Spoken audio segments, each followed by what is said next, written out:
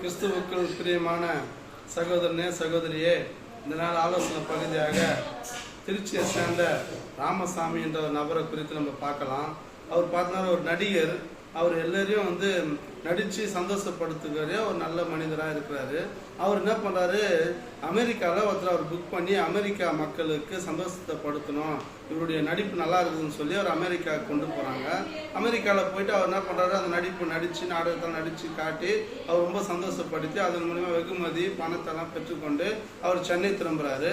அப்படி சென்னை திரும்புகிறப்ப பார்த்தீங்கன்னா straight flight அவருக்கு இல்லாததுனால அவர் என்ன பண்ணுறாரு, லண்டன்லேருந்து சென்னைக்கு வரத்துக்காக அவர் வெயிட் பண்ணுறாரு.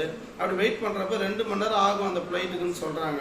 அந்த 2 மணி நேரம் வெளியே அவர் நம்ம என்ன பண்ணலான்னு சொல்லி வெயிட் பண்ணுறப்போ ஒரு மிஷினில் போட்டுருக்குது, தன்னை பற்றி முழு விவரத்தையும் இந்த மிஷின் சொல்லும், $10 போட்டால் போதும் அப்படின்னு சொல்லி அந்த மிஷின் போட்டுருந்தது. அப்போ என்ன பண்ணுறாங்க, அந்த $10 போட்டு எப்படின்னா அந்த மிஷினை ஏமாத்தலான்னு சொல்லி அவர் என்ன பண்ணுறாரு, $10 போட்டுட்டு நிற்கிறப்போ, உன் பேர் ராமசாமி, உனக்கு 55 வயது, நீ திருச்சியை சேர்ந்தவர், இப்போ அமெரிக்கா போயிட்டு சென்னை போய் கொண்டு இருக்கிற அப்படின்னு சொல்லி அந்த மிஷின் சொல்லிச்சான். அப்படியா, என்னை பற்றி எல்லா டீட்டெயிலும் சொல்லிட்டான், இந்த மிஷின் எப்படியாவது ஏமாத்தணும் அப்படின்னு சொல்லி அவர் என்ன பண்ணுறாரு, திரும்ப போயிட்டு ஒரு வயதான கெட்டப் போட்டுன்னு அந்த மிஷினில் $10 போட்டு நிற்கிறாரு.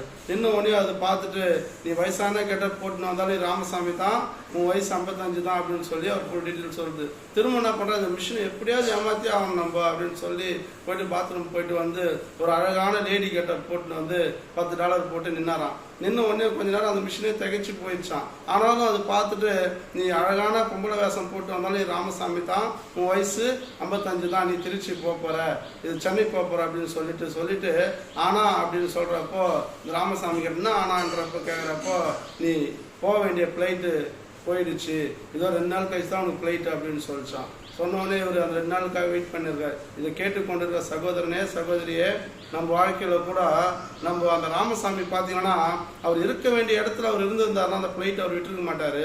நம்ம கூட கர்த்தருக்கு ஆழத்தமாக நம்ம இருந்தோம்னா கர்த்தரோட வருகையில் நம்ம எடுத்துக்கொள்ளப்படுவோம், காணப்படுவோம்.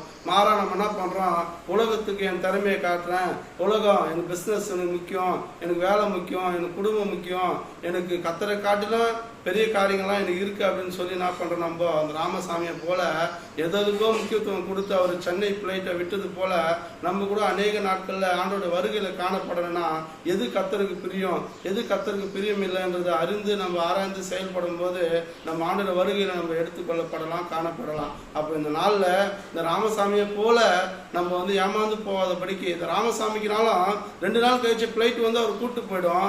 ஆனால் ஆண்டோட வருகையில் நம்ம எடுத்துக்கொள்ளப்படுறதுக்கு நம்ம அதுக்கு ஆயத்தமாக இல்லையானா ஒரு தடவை தான் ஆண்டோட வருகை வரும். அந்த வருகையில் நம்ம கைவிடப்பட்டோம்னா நம்ம நித்திய காலம் நம்ம நரகத்தில் இருக்க வேண்டிய சூழ்நிலை வரும். அப்போ இந்த நாளில் நம்ம கர்த்தருக்கு வருகைக்கு நம்ம ஆயத்தப்படுவோம். மனம் திரும்புங்கள், பரலோக ராஜ்யம் சமயமாக இருக்கிற இந்த வசனத்தின்படி நம்ம மனம் திரும்பி நம்ம ஆயத்தமாக இருக்கும்போது ஆண்டோட வருகையில் நம்ம எடுத்துக்கொள்ளப்படலாம், காணப்படலாம். அப்போ இந்த நாளில் ஒரு தீர்மானம் எடுக்கலாம், ஆண்டவரே நான் உங்களுக்கு பிரியமாக வாழறேன், ஆண்டவரே நான் எப்போதும் ஆயத்தமாக இருக்க, நான் என்ன முயற்சி பண்ணுறேன், என்னை தகுதிப்படுத்துகிறேன், தீர்மானம் எடுக்கலாம். கர்த்தர் உங்களை என்னை ஆசீர்வதிப்பாராக. ஆமென்.